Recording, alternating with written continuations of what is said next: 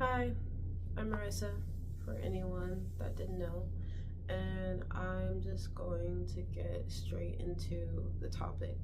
So, I wanted to talk today about the fact that most people just want to know that they're seen, heard, and valued. And if you see me looking down, it's because I wrote talking notes. So, the thing that inspired this topic is because on Monday I was watching an episode of Views from Amandaland, which is a show on YouTube ran by Amanda Seales, and she had Dr. Mohammed Atala on, and he's in Gaza. And so he came on to talk about the escalating genocide that is happening in Gaza, and the fact that they still have no food and no electricity. And the whole point of her having him come on was basically just to remind us to continue to center Gaza,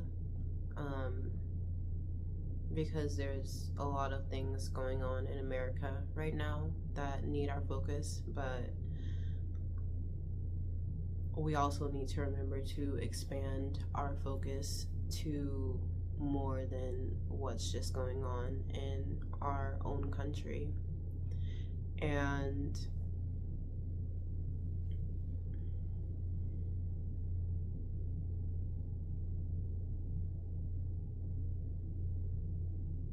I think about like the freedom flotilla and what they did, and I can't remember who it was, but I was scrolling on Instagram and there was a woman talking about how what the movement that the freedom flotilla started is absolutely amazing, but we shouldn't place it as like, oh my gosh, they're these heroes, because we as humans have this thing that we do where we put people on pedestals and say that they're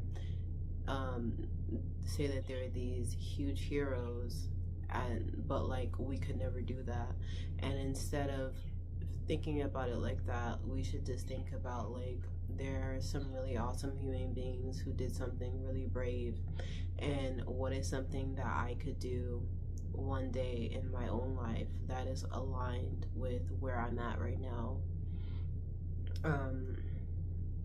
that could make me a little braver. Because we live in a world where nothing is as it should be, and compassion should be normal. But in the world that we live in today, it's really, if you really look at compassion as its core, just like unconditional love, which not many people actually know what that is, but when you look at those things at their core and what the dominant population of the world stands for, compassion and unconditional love are radical. And to be radical is to be courageous, because it's scary to go against the status quo. Cold. It's scary to go against the status quo. And I think it's important to not let fear cause you to lose your compassion.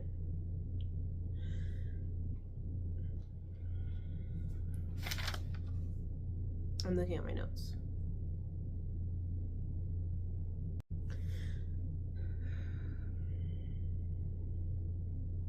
And I really liked how also in the episode that I watched on Monday, how Amanda said that she was having to stop herself from asking what can she do, because, well, for one, there's only so much that can be done for the tragedies happening overseas when you're in the US.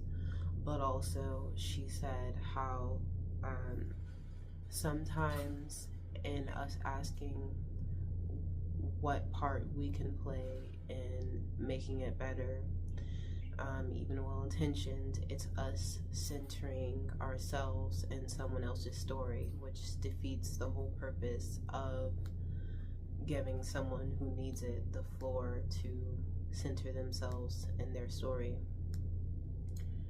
And my bird is distracting me right now. Don't let him distract you. Keep going. And also with me saying that people just need to be heard, seen, and valued, I want to challenge you to think about how you can extend the gift of being seen and seeing people to the people in your lives, and even to strangers, and then to implement it. And to give an example of my own, it was my brother's birthday today, and I usually just text people happy birthday, but when I was with my sisters on my past birthday, one of them was telling me about how it makes her really sad when people don't call to sing her happy birthday. Like, she doesn't like when people just text. And so today, instead of texting my brother, I called him, and I just told him what I just told y'all, and then I asked him, like, does it matter to him? And he says it doesn't. But I just think little things like that matter. And I was driving, and I was passing a homeless person, and I've had this habit of trying not to make eye contact at all when I don't have money to give them, because I felt like, well, I don't have anything to give them, so like I'm just gonna act like I don't see them, because I just thought, like, if I didn't have money, like, it doesn't matter, like, don't speak to them, like, but they always wave when you're driving by, you know, when the light turns green. And I don't know, something about the particular man that was that I saw that time just really touched my heart. So I just waved hi at him, and I smiled. And also today, when I went to pick up an order, I told the lady at the counter that I hope she has a good day. And a lot of times, like, I want to say something like kind or nice to someone, but I'm not super outgoing. I'm not like super outgoing or talkative, and I don't always like, you know, those kinds of people who just like always know like something really, really like clever or funny to say. And I'm like, well, I feel like I should say something that stands out, and if not, like, because I personally get tired of the same old, how are you, have a good day, whatever. But I think the only true kindness or compassion that would ever be a mistake is the kindness or compassion that you choose not to show.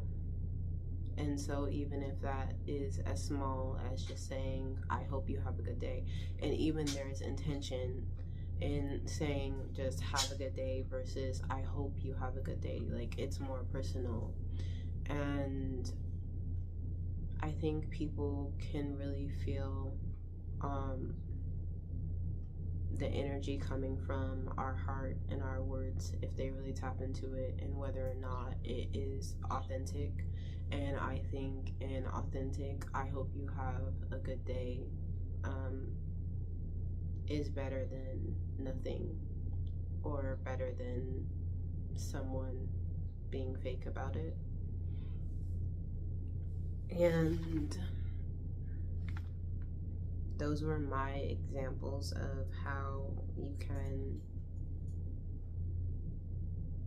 extend kindness and compassion to a stranger, which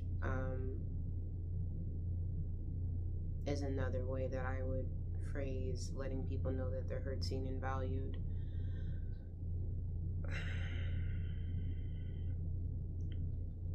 And I think that for me anyways, on my path, learning, like when it comes to unlearning, the things that were actually not benefiting you, that society taught you, versus learning the ways that are actually healthy to be and that will actually help you to have a healthy, happy life and make special connections.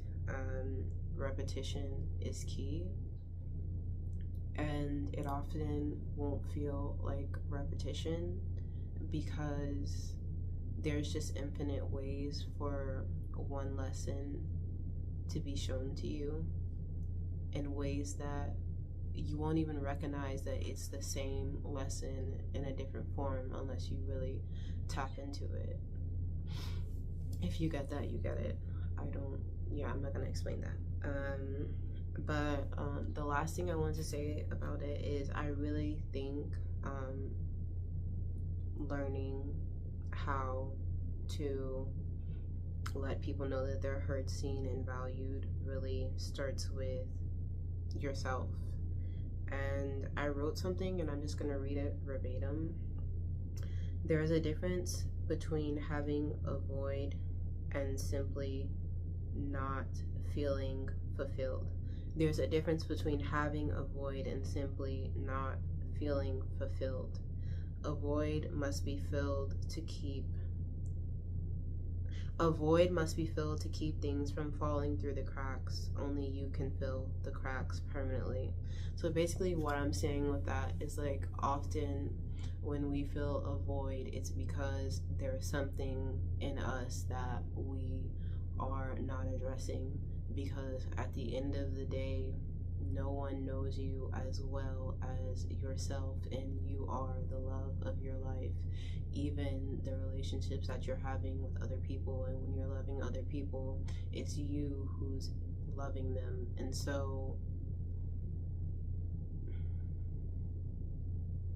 you can explain your circumstances to people until you're blue in the face, and they'll be able to get it to a certain point, but there's just a depth to it that only you will ever be able to understand, because only you are in your body.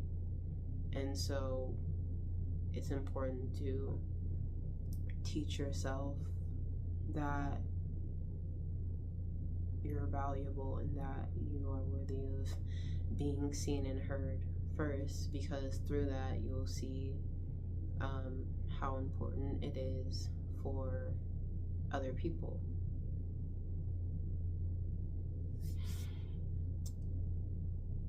I want to say more, but I think I'm gonna wrap it up here.